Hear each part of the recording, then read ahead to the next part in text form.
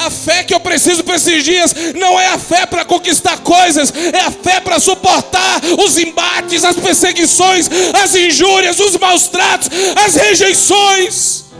Talvez na tua casa você sofreu a rejeição, teu pai, tua mãe te rejeitaram. Pelo amor de Deus, sai desse lugar. Você foi aceito por Ele, o Pai te aceitou, você foi aceito por Deus.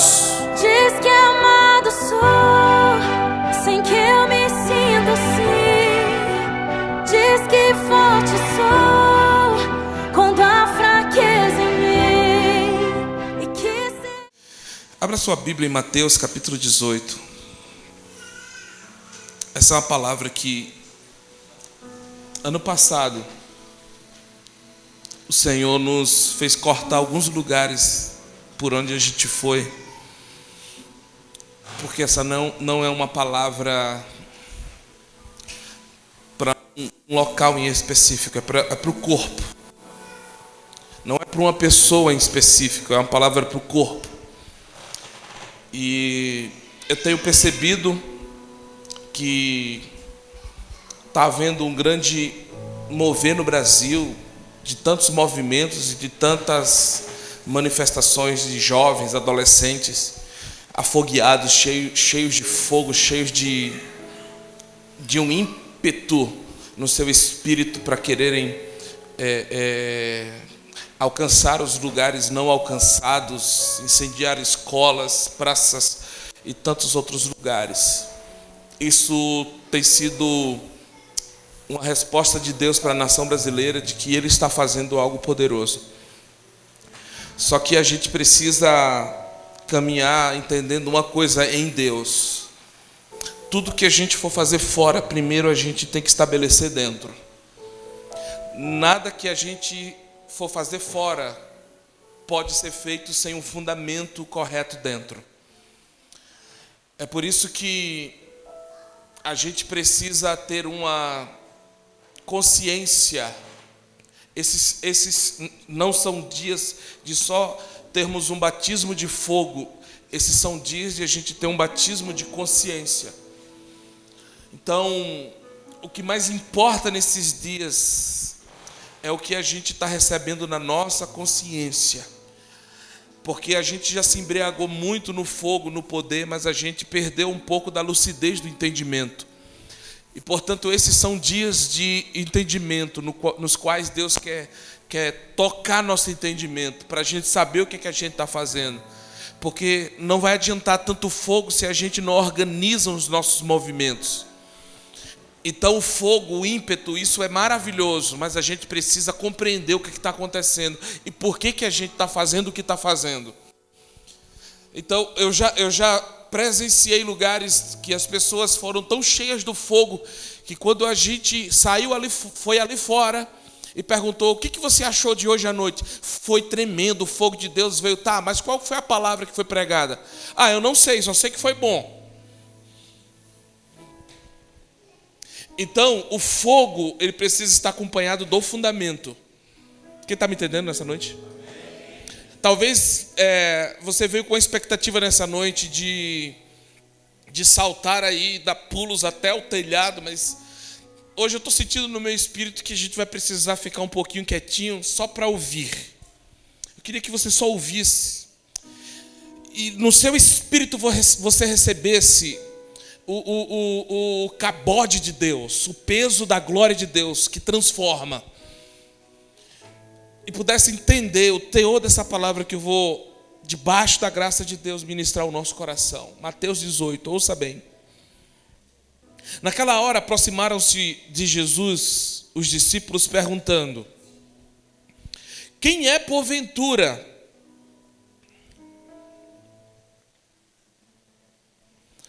o maior no reino dos céus? E Jesus, chamando uma criança, colocou-a no meio deles e disse: em verdade vos digo que se não vos converterdes e não vos tornardes como crianças, de modo algum entrareis no reino dos céus. Portanto, aquele que se humilhar, diga se humilhar, como esta criança, esse é o maior no reino dos céus. Agora, pula para o versículo 7. Diz assim: ai do mundo, por causa dos escândalos, porque é inevitável que venham escândalos. Mas ai do homem pelo qual vem o escândalo. Deixa a Bíblia aberta e olha para cá para a gente poder pensar junto. O que eu estou tentando dizer desde que eu comecei a entrar no que diz respeito ao propósito dessa noite? É que a gente está vendo tanto movimento, e isso não quero dizer que seja ruim. Agora, daqui a pouco, a gente vai estar lá, dia 7, num grande movimento que vai ter nos estádios de São Paulo, Brasília. Nós vamos estar envolvidos, nós vamos estar dentro desse movimento. Mas deixa eu te fazer uma pergunta. Quanto nós já vimos disso? Porque nada disso é novo. Deus está trazendo sim de volta, está, mas a gente já viu muito disso. Grandes concentrações, grandes cruzadas evangelísticas de milagre, de poder, de envio e de tantas coisas que Deus já fez em nossa nação chamada Brasil. A questão é que a gente, no decorrer da caminhada, a gente parece que não suportou aquilo e não conseguiu administrar aquilo. Não é que a gente tem o poder de administrar, mas de suportar aquilo. E aí no tocante ao individual, as igrejas locais, a gente acabou percebendo um grande problema que se tornou um divisor para que pessoas passassem a viver mais de modo individualista do que coletivo. É como que se nós perdêssemos o verdadeiro sentido do que é sermos igreja. E parece que a gente entrou, segundo Paulo diz em 2 Timóteo, capítulo 4, que nos últimos dias os homens se tornariam amantes de si mesmos. Os homens, eles olhariam para o seu próprio umbigo. Parece que ninguém ia ligar para ninguém, ninguém ia prestar atenção mais em ninguém. O que importava era como cada um estava na sua individualidade. Então passamos a nos tornar uma igreja partindo desse ponto no qual as pessoas se tornaram individualistas. Parece que algumas pessoas entraram nesse lugar onde o ir ao culto era ir para receber algo para si e não para ser uma resposta para o coletivo. Não para ser uma resposta para o corpo, não para ser complemento do corpo. Parece que nós entramos por um viés no qual perdemos a consciência do que é ser corpo, perdemos a consciência do que é ser igreja. E é sobre isso que eu vim falar nessa noite. Que nos fez perder o sentido do que é ser corpo. Que nos fez trilhar um caminho de individualidade. Então, você já viu aquela pessoa dizer assim: cara, eu faço parte daquela igreja, eu vou no culto, volto para casa e para mim tá bom. Você já viu alguém falar assim? Então, na cabeça daquela pessoa, isso é ser igreja. Na cabeça daquela pessoa, isso é ser corpo. Não entendeu que o verdadeiro sentido de ser igreja, de ser corpo, diz respeito a exatamente o que a gente é no coletivo, não o que a gente é no indivíduo. Diz respeito, deixa eu descer aqui um pouquinho com você. Diz respeito àquilo que a gente revela através da nossa inclusão na congregação, no corpo, no coletivo. Porque você vai de fato revelar quem você é quando você passar a se envolver coletivamente. Porque o coletivo, ele vai dar para nós o extrato daquilo que a gente de fato é no nosso íntimo. Porque isoladamente falando, é muito fácil você mascarar quem você gostaria que os outros pensassem de você. Mas quando você passa a ser corpo, você vai passar a participar das relações. E ser igreja é você participar das relações. E as relações vai revelar quem você é. Você já viu aquele casal que quando depois do primeiro ano de casado, ela olha para ele assim e diz: eu não sabia que você era assim. Por quê? Porque quando ele estava no processo de namoro para conquistar e para querer casar, o que ele revelou para ela? Que ele era o príncipe. O que ela revelou para ele? Que ela era uma pessoa super legal, atraente, amável, que suportava muitas coisas. E aí depois de um ano, quando eles começaram a se envolver em uma relação, porque o relacionamento põe para fora o que a gente tem aqui dentro. E aí agora um começa a se assustar com o outro e dizer: não, eu não esperava que você fosse assim. Não, eu não conhecia essa pessoa. Parece que eu conheci e me casei com uma pessoa e depois de um ano você é uma outra pessoa. Por quê? Porque no individual a gente consegue colocar uma capa em nós para que os outros pensem de nós aquilo que a gente quer que eles pensem. Mas quando a gente se envolve no coletivo a gente não tem capa. No coletivo a gente é o que é. Então, por mais que a gente sinta um cheiro, pastor, de que Deus vai gerar um romper nessa igreja, de crescimento, a nossa maior preocupação não deve ser o crescimento. A nossa maior preocupação deve ser a estrutura que a gente vai ter para suportar esse crescimento.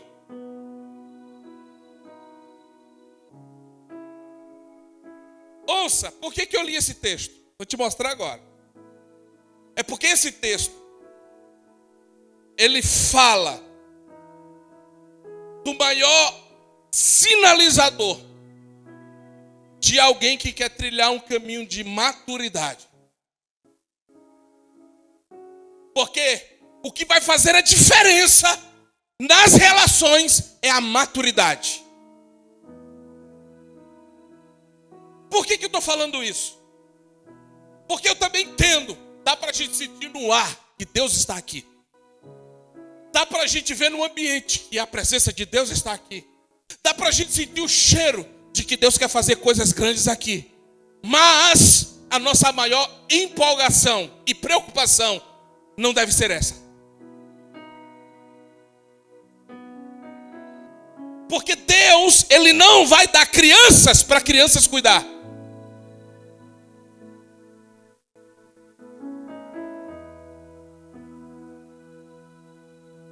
Por isso, que toda gente que um dia foi inserido nesse lugar chamado corpo de Cristo, precisa entender uma coisa: Deus não vai trabalhar para o teu conforto, Deus vai começar a trabalhar para o teu crescimento.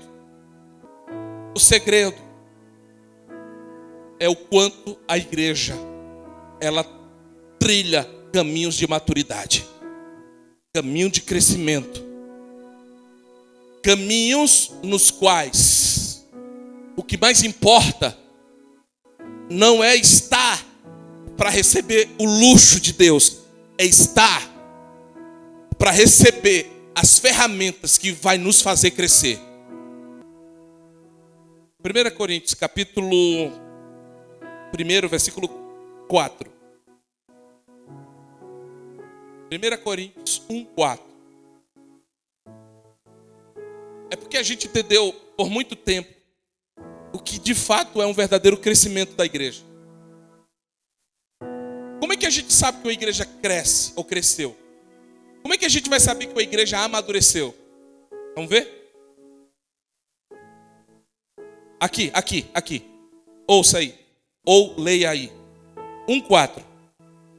Sempre dou graças a meu Deus a vosso respeito, a propósito da sua graça que vos foi dada em Cristo Jesus. Porque em tudo, diga em tudo. Em tudo para você é o quê? Em tudo. Em tudo o quê? Fostes enriquecidos nele, em toda palavra, em todo conhecimento, assim como o testemunho de Cristo tem sido confirmado em vós, de maneira que não vos falte nenhum dom, aguardando vós a revelação do nosso Senhor Jesus Cristo. Ouça o que ele está dizendo. Dou graças a Deus. Paulo está dizendo sobre a igreja de Corinto.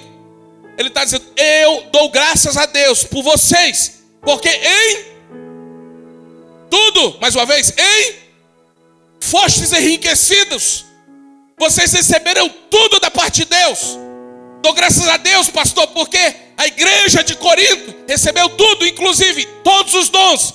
Sabe o que é todos os dons? Sabe o que é você olhar para dentro da igreja e você vê dentro dela todos os dons? Porque Deus deliberadamente deu para aquela igreja todos os dons, todos os dons, todos os dons. Tinha cura, tinha profecia, tinha língua estranha, tinha que interpretar-se, tinha milagres, tinha todos os dons.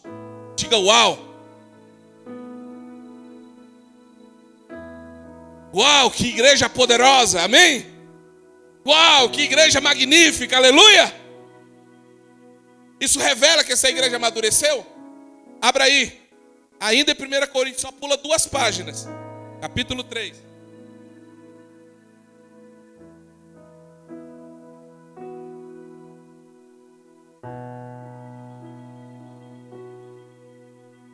Versículo 1. Eu, porém, irmãos, não vos pude falar como a espirituais, e sim como a carnais. Como o quê? Crianças em Cristo. Leite vos dei a beber, não vos dei alimento sólido, porque ainda não podias o quê? Portar. Por quê? Nem ainda agora podeis, porque ainda sois Escute, preste atenção, não distraia. Como é que Paulo começa dizendo sobre essa igreja? Dou graças a Deus porque em tudo fostes enriquecidos, inclusive com todos os. Tinha que sapateava, tinha que revelava, tinha que interpretasse, tinha que orava e a pessoa era curada. Todos os dons de cura, de palavra de sabedoria, palavra de conhecimento, estava tudo ali dentro. Aí no capítulo 3, daqui a pouco ele diz, mas eu preciso dizer que eu não posso falar coisas mais altas para vocês e espirituais. Por quê? Porque vocês são carnais. Ora, ele não disse que aqui eles foram enriquecidos com todos os dons. Por que ele está dizendo que eles ainda sois carnais? Sabe por quê? Porque os dons não revelam maturidade. Os dons não revelam que a pessoa cresceu. Ele está dizendo o seguinte, que enquanto a pessoa não cresce, ela não é só criança. A criança, ela é carnal.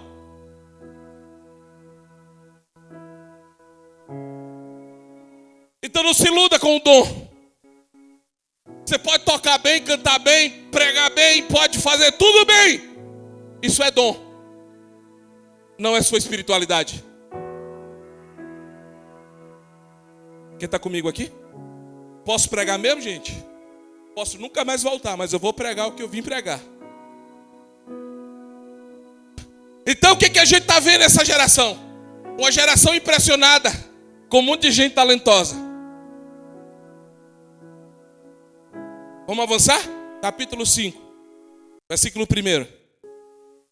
Geralmente se ouve que há entre vós imoralidade, e imoralidade tal, como nem mesmo entre os gentios. Uau! Isto é, haver quem se atreva a possuir a mulher do seu próprio pai. Uau! Como foi que Paulo começou falando sobre essa igreja? Em tudo fostes enriquecidas e todos os dons. Ora, eu não posso falar coisas mais altas porque vocês são carnais. Quer que eu te prove? Capítulo 5, versículo 1. A carnalidade de vocês está no nível tão alto que os gentios, sabe quem são os gentios? Aqueles que estão lá no mundo bebendo, aqueles que estão lá no mundo usando droga, que você olha e diz, eu sou melhor que eles, olha a situação deles. Sabe o que Paulo está dizendo? Dentro da igreja está havendo um tipo de moralidade de tamanho modo que nem os ímpios, os não crentes, aqueles que você julga, dizem assim, olhando para nós, olha o que aquele crente está fazendo, eu não tenho coragem de fazer, porque tem dentro da igreja gente que está se deitando com a mulher do seu próprio pai. Olha o que Paulo diz. Quando, porém, vier o que é perfeito, então o que é em parte será aniquilado. 11. Quando eu era, falava como, pensava como, sentia como, mas quando eu cheguei a ser homem, o que ele fez? A minha tradução diz assim, desistir. Alguém tem aí desistir? Desistir. Deixa eu te falar uma coisa. Olha o que Paulo está dizendo. Eu também já fui menino. Eu também já fui carnal. Eu também já fui tudo isso aí. Só que é o seguinte. Eu cresci. E quando eu me tornei homem, que entendi maturidade, sabe o que eu tive que fazer? Desistir das coisas de menino. Ele não está dizendo que veio um anjo de fogo, tocou na cabeça dele e disse, a partir de hoje você não é mais menino. Não foi uma oração de fogo, não foi uma campanha de jejum, não foi uma vigília de oração que fez de Paulo um homem. O que ele está dizendo é que ele desistiu. É do tipo assim, com a decisão dele. Com a escolha dele. Diga, crescer, amadurecer, é uma escolha nossa. Então nessa noite eu quero falar para você que escolhe crescer, amadurecer ou continuar criança. O que você escolhe nessa noite? Crescer ou continuar criança? Então só tem uma forma de a gente saber que a gente cresceu. Qual, pastor? Pergunta, qual, pastor? Volta lá agora em Mateus 18. Como saber que uma pessoa cresceu? Como descobrir que uma igreja cresceu? Que um ministério cresceu? Por isso pedi para vocês virem, porque nesses dias que eu mais estou vendo é uma geração de gente talentosa sendo levantada. Mas quando é apertada, ela revela o que ela tem dentro dela. Maturidade ou infantilidade. É por isso que muitos ministérios não se consolidam, não permanecem. Por quê? Porque uma geração que tem o que Paulo disse, foi enriquecida da parte de Deus em tudo, cheia de dom, mas que não cresce. Que insiste com as coisas de menino. Que insiste numa posição de infantilidade. Igreja, gente, escute, não é creche.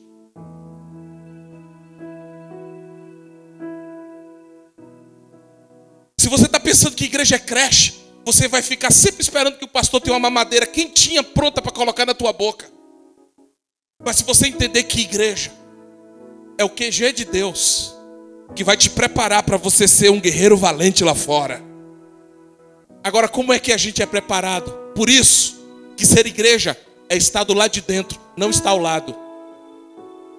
Há uma diferença entre você estar ao lado e estar do lado de dentro. Tem muita gente que está na igreja, que congrega, como o casal foi aceito aqui, tal. Isso aqui não diz nada. Não porque eu estou falando de vocês, mas só para vocês entenderem. Essa apresentação aqui não diz nada. Se eles não tomam a decisão de estar dentro, de vestir a camisa, de fazer parte integralmente, de estar disposto a se envolver coletivamente, sabe, com todo o coração à mesa do Senhor, para que o que acontecer Ele está disposto a passar. Aí Jesus vai ensinar os discípulos como que se descobre se alguém cresceu ou se alguém não cresceu. Ele diz assim: Estando Jesus ali, os discípulos se aproximaram dele e disseram assim: mestre, quem vai ser o quê? Qual que é a briga dos discípulos aqui? Diga, pose. É diferente dos nossos dias? Pelo que as pessoas estão brigando na igreja? Quem mais vai aparecer? Quem mais vai ser visto? Quem mais vai estar em evidência? Os discípulos estão perguntando a Jesus quem vai ser o maior no reino do céu, porque a mensagem que Jesus está pregando e falando e ensinando é sobre o reino dos céus. Aí eles veem, ouvem tudo aquilo, mas não entendem aqui dentro o que Jesus está falando. Então ele entende uma coisa, ele sabe que ali é o Cristo, ele sabe que ali é o Filho de Deus, ele sabe que a mensagem é verdadeira, mas eles não entendem, por isso eles estão brigando sobre posição. Sabe por que muita gente briga por cargo na igreja? Porque ela não entendeu o que é ser igreja. Aí Jesus disse assim: tá, já que vocês estão fazendo a pergunta sobre quem vai ser o maior, eu vou te dizer quem vai ser o maior. Ele chamou uma criança, traz para o meio, e diz assim: olhem para essa criança, está aí no texto, vou acelerar só para a gente ganhar tempo. Se vocês não se converterem e não se tornar como essa criança, de modo nenhum vocês poderão entrar no reino do céu. Ou seja, o acesso ao reino dos céus, primeiro, é para quem tem a capacidade de se tornar como uma. Fala a verdade, a gente sempre entendeu de que forma isso. Se Paulo está dizendo que a gente tem que desistir das coisas de menino, por que Jesus está dizendo que a gente tem que se tornar como criança? O versículo 4 explica o real sentido do qual Jesus estava falando. O que está escrito aí? Portanto, aquele que se humilhar como esta criança, este é o maior no reino dos céus. Escute, Jesus não está falando, em se tratando da criança, de comportamento. Jesus está falando de natureza. Há uma diferença entre comportamento e natureza. Porque o que muitos insistem dentro da igreja, e por isso que muita gente fica chateada, ferida, magoada dentro do coletivo, porque elas vivem insistindo em comportamentos de criança e não na natureza da criança. O comportamento da criança qual é? Quando ela vê uma coisa, o que ela faz? É o quê? É o quê? Meu. Quando ela está sentada no lugar, que ela se levanta e outra criança sentando no lugar dela, o que é que ela diz? Esse lugar é... Só que tem toda essa plataforma para ela sentar, mas ela quer o quê? Isso é comportamento de criança. Agora, o que é a natureza da criança? Ele está dizendo, aquele que se o... Você tem filhos abaixo de 5 anos? Quem tem filho abaixo de 5 anos? Seu filho erra, não erra? Quando ele erra, você corrige? Dá uma tapinha nas pernas, né? Não. Mas corrige. Dá aquela pegada firme. Quem aqui pega a sandalinha, anda nas perninhas? Só para... Tenha medo de dizer não. Sim ou não? Sim ou não? Sim. É bíblico. Corrige com vara. Não te excedas para o matar, mas corrige com vara. Quando você corrige a princesa aí, por um erro que ela cometeu, ela sai chorando, sim ou não? Sai chutando tudo, sai, 5 minutos depois, o que é que ela faz? Mamãe, te amo. Isso é a natureza. Então o que Jesus está dizendo? Jesus está dizendo o seguinte: quer ser grande no reino dos céus?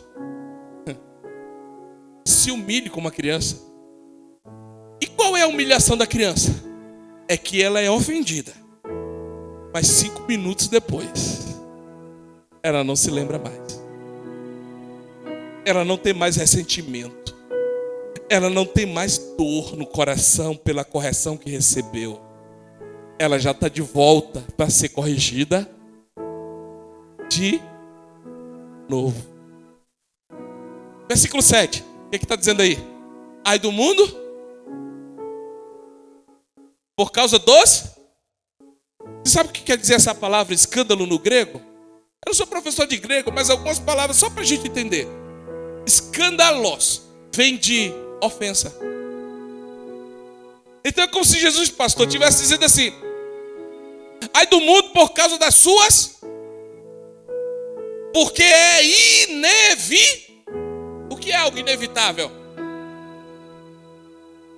É algo que nunca vai deixar de acontecer. Ou seja, o que Jesus está dizendo? Sempre haverão ofensas. Porque é Olha como ele termina.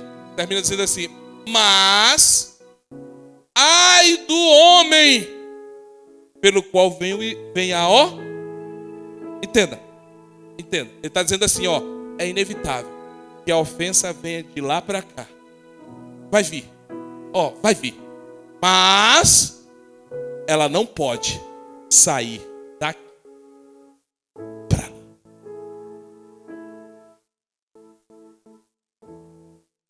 Quem quer crescer mesmo? Você viu como diminuiu, pastor?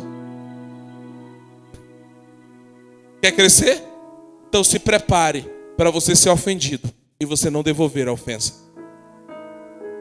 Por que você acha que Jesus ele disse assim: se alguém bater na tua face?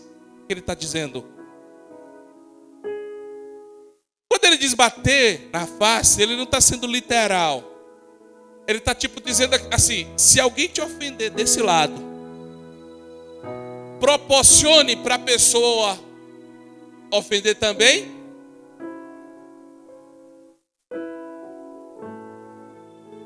Diga aleluia. Sabe o que ele está dizendo? Quando você chegar no culto e for feita a palavra da oferta, você vai pegar a sua oferta e vai dizer: essa oferta é do Senhor, glória a Deus, aleluia. Vai pegar a oferta e ele diz: quando chegar aqui, se você lembrar que você tem alguma queixa com o teu irmão, o que ele disse? Deixa a oferta de lado, volte, se reconcilie com o seu irmão para você dar oferta. Você lembra de Caim? Caim, quando ele foi ofertar, Deus o quê? Não aceitou a sua. Por que Deus não aceitou a oferta de Caim? Mas Abel, Deus aceitou. Porque Deus rejeitou uma, não aceitou uma e aceitou a outra. Gênesis 4, não abra, depois você lê em casa, só anota. Diz assim: e Deus rejeitou Caim e a sua. Quem é que Deus rejeita? A oferta ou o ofertante? Então não é teu dinheiro que Deus quer. Deus quer tua vida, teu coração. Aí ele diz assim: visto que Satanás já adentrou teu coração. Aí ele diz: e Abel aceitou Deus Abel e a sua. O que Deus aceita? O ofertante. Primeiro vem o ofertante. Agora sobre Caim, sabe o que está escrito lá em Gênesis 4? Quando Caim fica chateado porque Deus não aceitou a oferta dele, aí Deus fala bem assim: Caim, se procedesses bem, não teria sido aceita a tua oferta? É uma pergunta. O que Deus está tentando dizer para Caim? Deus está tentando dizer assim: Caim, cara, se você melhorasse o seu coração, tivesse um coração puro, você acha que eu não ia aceitar a tua oferta? É como se Deus estivesse dizendo assim: Caim, melhore o teu coração, que eu vou aceitar a tua oferta. Mas você quer me dar uma oferta de qualquer jeito? Você está colocando maldade no teu coração contra o teu irmão. Como é que eu vou aceitar a tua oferta? Aleluia. Está todo mundo aqui, minha gente? Por Porque não tem a ver com o que a gente está trazendo na mão, tem a ver com como a gente está entregando o coração. Aleluia. Ouça. Mas o que foi semeado em boa terra é o que ouve a palavra e a compreende. Este frutifica e produz a quanto?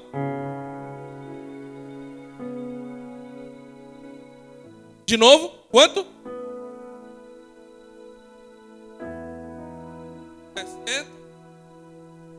Ó. 60. Dá um salto aí para Marcos 4:20.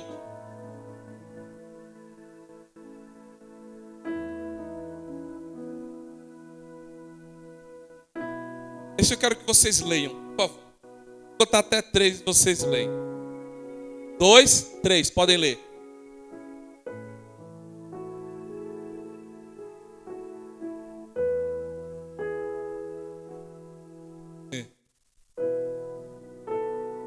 O que foi semeado em boa terra é o que ouve a palavra e a compreende, e este frutifica quanto?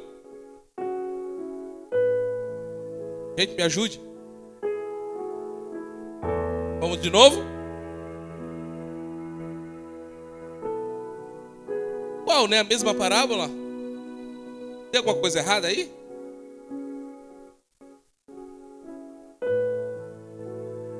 Erraram, né? Não. É intencional.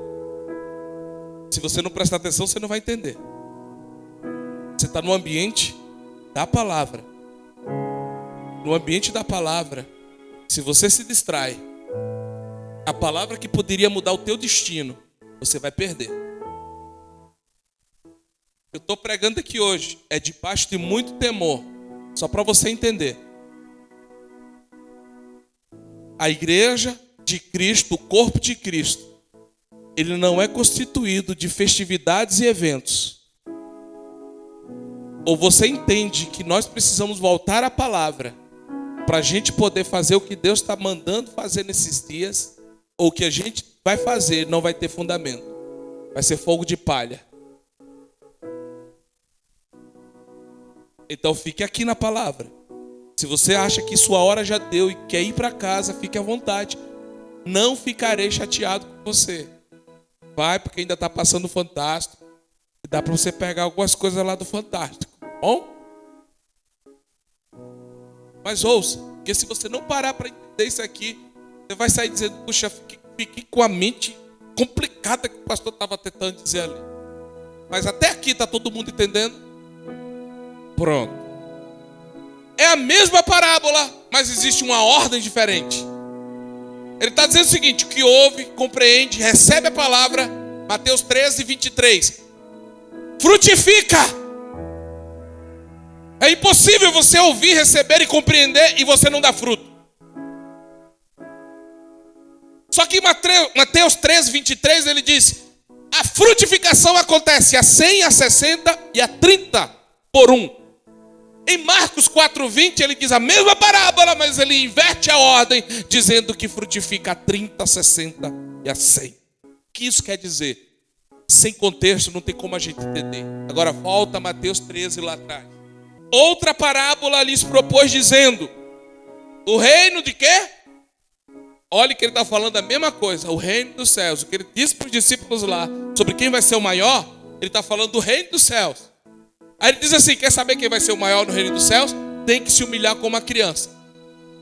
Tem que ter a natureza da criança, de ser ofendido e não devolver a ofensa. Aí ele diz assim: outra parábola lhes propôs dizendo: o reino dos céus é semelhante a um homem que semeou boa semente no seu campo. Mas enquanto os homens dormiam, veio o inimigo dele, semeou o joio no meio do trigo e retirou-se. E quando a erva cresceu, produziu fruto. A erva o quê? A minha Bíblia diz cresceu. O que tem aí cresceu? É para aparecer, é porque cresceu. Ou seja, Deus trabalha para quê? Para o conforto ou para o crescimento? Aí ele está dizendo, quando a erva cresceu e deu fruto, quem que apareceu junto? Quando é que o joio aparece? Quando é que o joio aparece? Não, ela não só cresce. Ela cresce e deu fruto. Deu fruto. Quem que aparece? Vamos de novo? Deu fruto. Quem que aparece? Enquanto você não dá fruto, o joio está do seu lado. Nem mexe contigo. Mas quando você começa a dar fruto para Deus, o joio aparece. Enquanto você não dá fruto, está do seu lado. E você não percebe. É igual. O joio é igual ao trigo. Quando é que um é diferenciado do outro? Quando o trigo dá fruto. Ora, o que tem a ver 100, 60, 30, 30, 60, 100? Tudo a ver com isso aqui. E o que isso quer dizer? Quer dizer o seguinte, que a ordem para cima ou para baixo depende da resposta que você dá ao joio que aparece do teu lado quando você dá fruto. Exemplo.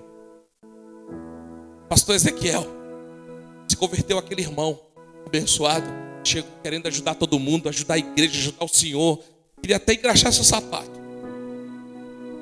Tá dando fruto. Aí quem que aparece? Aí o joio manda um recado por esse aqui. Tá vendo ali? Tá fazendo tudo aquilo ali com o pastor. Porque quer, posição. Quer se destacar para o pastor dar oportunidade. Aí o joio vai lá. Irmão, estão falando aí que você está fazendo tudo isso porque você quer se aparecer, quer posição. Aí esse irmão aqui, que chegou a 100 por hora, recebe aquela palavra e ele se ofende. Ele fica ferido, magoado, aí vai para casa chorar. Aí quando chega em casa, aquilo está sangrando dentro dele, porque ele pensava o seguinte, que a igreja, quando ele passava ali, quando estava no mundo, ele dizia, meu Deus, que lugar maravilhoso, só tem anjo ali dentro. Só tem gente boa ali dentro, ninguém fala mal de ninguém, ali é o lugar que eu quero estar, e se converteu. Achando que aqui era a uniforme graça de Deus. Queridos, igreja não é uniforme, é multiforme. Você sabe qual é a diferença de uniforme para multiforme? Uniforme quer dizer que todo mundo tem uma única forma.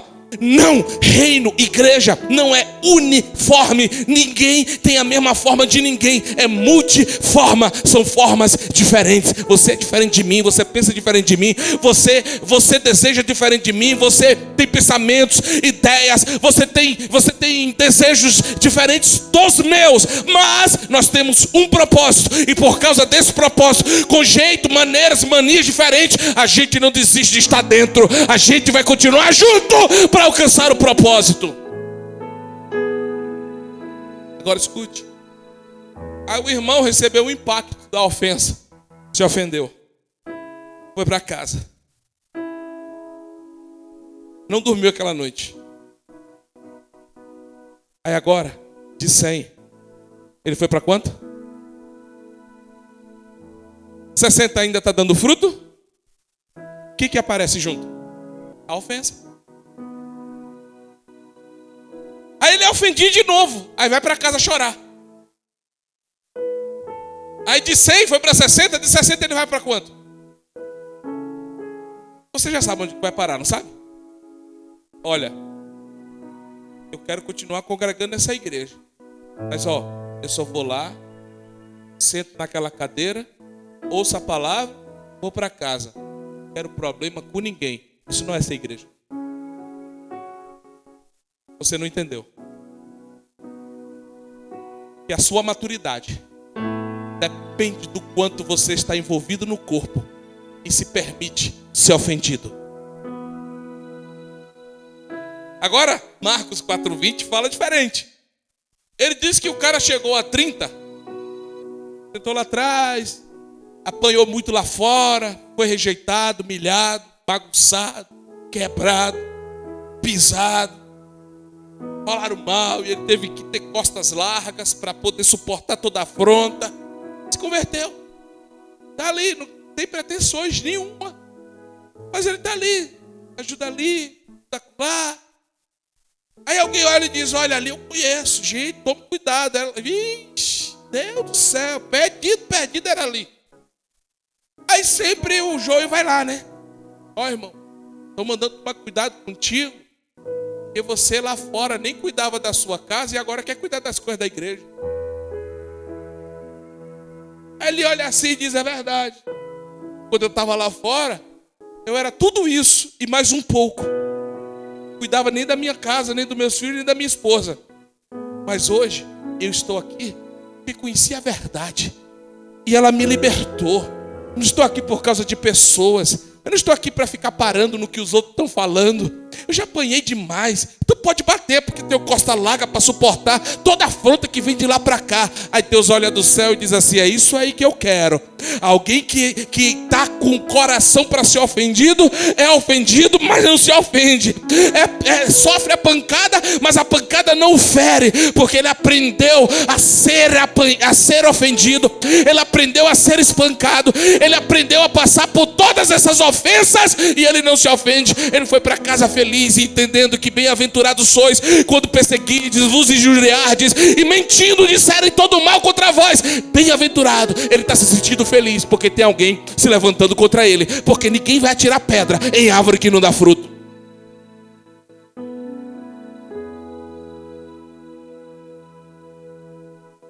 Aí Deus olha e diz: chegou a 30, passou no teste, vai para 60. Aprendeu a não se ofender.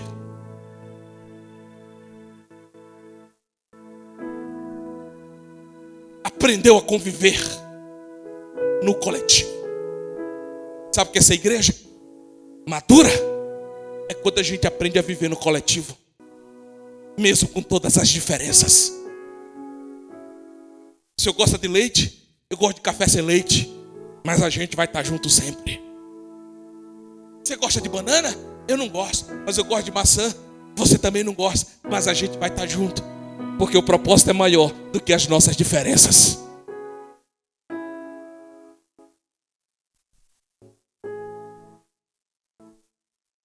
Estou falando que você tocou uma nota errada. Aí você diz: eu estou aprendendo. Você não se ofende. Estou falando que você tirou num tom diferente da nota. Mas você não se ofende, porque você está aprendendo. Você está crescendo. Estou falando que a guitarra está muito alta, mas você não se ofende, porque você está no processo de crescimento. Isso não te fere mais. Aí Deus olha para o ministério de louvor e diz: uau, que gente madura. Eles não podem ficar nesse lugar aí de 30 por hora. Agora eu vou colocar vocês num outro nível. Eu vou te dar uma medida de 60 por 1. Por isso que muitas igrejas não crescem, pastor. A hora. E olha que eu nem falei a metade do que eu ouvi falar.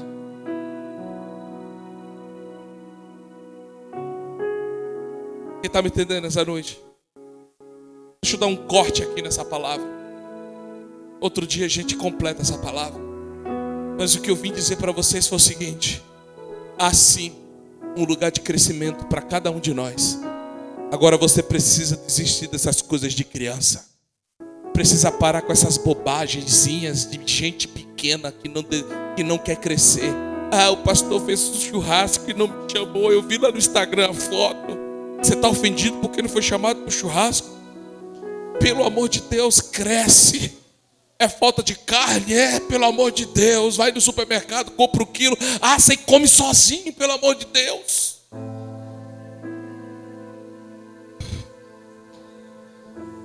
Sangue de Jesus tem poder. Gente que está parando porque está se ofendendo com fotos no Instagram. Gente que está parando por conta de frases no Instagram. Isso é pequeno demais para a gente grande que Deus quer que você seja. Isso é pouco demais para o lugar que Deus separou para a sua vida. Pelo amor de Deus, não para aí, sai daí. Aleluia. Oh, Deus. Deixa eu parar aqui, só você que quer sair desse lugar, sai daí mesmo, vem até aqui à frente para a gente orar junto, em nome de Jesus. Agora eu preciso de vocês com os instrumentos. Só que você não pode ser esse vaso que se quebra por besteira, por bobagem. Você precisa ser um vaso forte, que vão bater de um lado, vão bater do outro. E você vai dizer: pode bater, porque eu vou suportar. A fé que eu preciso para esses dias não é a fé para conquistar coisas, é a fé para suportar os embates, as perseguições, as injúrias, os maus tratos, as rejeições. Talvez na tua casa você sofreu a rejeição, teu pai, tua mãe te rejeitaram. Pelo amor de Deus, sai desse lugar. Você foi aceito por Ele, o Pai te aceitou, você foi aceito por Deus. É por isso que Deus vai fazer coisas lindas nessa cidade através do corpo de Cristo. E vocês fazem parte do corpo de Cristo. Não tem a ver com a igreja apenas, família em Cristo Church. Tem a ver com o corpo de Cristo, que não é família em Cristo Church. Isso aqui é a nomenclatura que foi dada para vocês congregarem aqui, serem pastoreadas localmente. Mas o corpo de Cristo é o que vocês vão fazer. Vocês vão para um lugar a outro, fazer uma vigília com outras igrejas, com outros ministérios, porque ali vai estar o corpo de Cristo. Por que é muito difícil juntar igrejas em uma cidade? Porque tem muita gente que se ofende, tem muita gente que não aceita que o outro cresça, não aceita que o outro seja melhor, não aceita que o outro tenha uma igreja maior, não aceita que o outro esteja em uma evidência maior. Chegou a hora da gente olhar para quem está melhor, olhar para quem cresceu e dizer: glória a Deus, abençoa mais, Senhor. É isso, é esse sentimento, é esse coração da criança, essa natureza da criança que se humilha. O preciso que fosse humilha. A plataforma para o teu crescimento é a humilhação, porque Deus só exalta quem se humilha. Então feche os seus olhos e comece a dizer: Pai, eu quero fazer parte do que o Senhor vai fazer nessa cidade, nesse estado e nesse Brasil. Diga: Deus, eu quero fazer parte, mas eu estou com o meu coração machucado aqui com tal e tal pessoa que falou isso, que eu soube disso, que me disseram aquilo. Eu quero que você traga à tua memória agora as pessoas que te machucaram, que te ofenderam. Se foi o teu próprio marido, o teu filho, o teu vizinho, o teu irmão aqui dentro, eu queria que você agora trouxesse a memória. Eu queria que você agora olhasse para essa situação e dissesse: eu não vou mais ficar preso nisso. Vamos envergonhar o diabo nessa noite. Ele quer te prender na ofensa, ele quer te prender nesse lugar de dor, ele quer te amarrar no teu passado, ele quer te amarrar nas coisas de